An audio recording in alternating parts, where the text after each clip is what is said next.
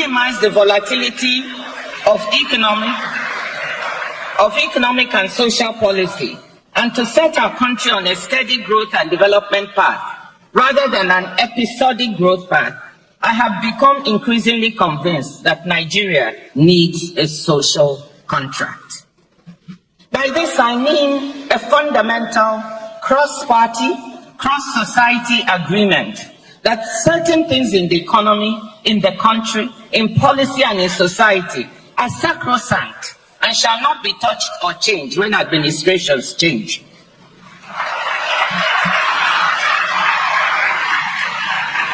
And the private sector and Nigeria's civil society, including influential actors like the NBA, have important roles to play in policing a social contract and holding the political class accountable.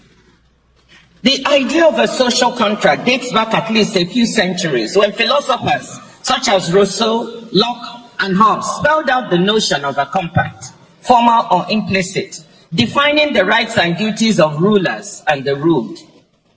A more focused definition for our purposes comes from the former head of the London School of Economics and the former president of Columbia University, my former World Bank colleague, Minouche Shafik. She describes the social contract as being about how we pool our resources to provide the public goods we agree are needed, and how we support those affected by adverse shocks. Her book, What We Owe Each Other, A New Social Contract for a Better Society, argues that in our fast-changing globalized economy, we need a new social contract to create a sense of security among people. What I'm calling for here is even more basic.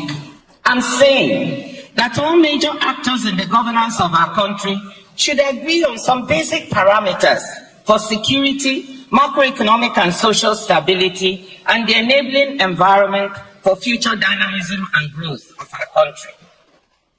Once agreed, these parameters and policies should be institutionalized or enshrined in law, or even be made part of our constitution, not to be tampered with, except perhaps through a national referendum involving the entire country and society.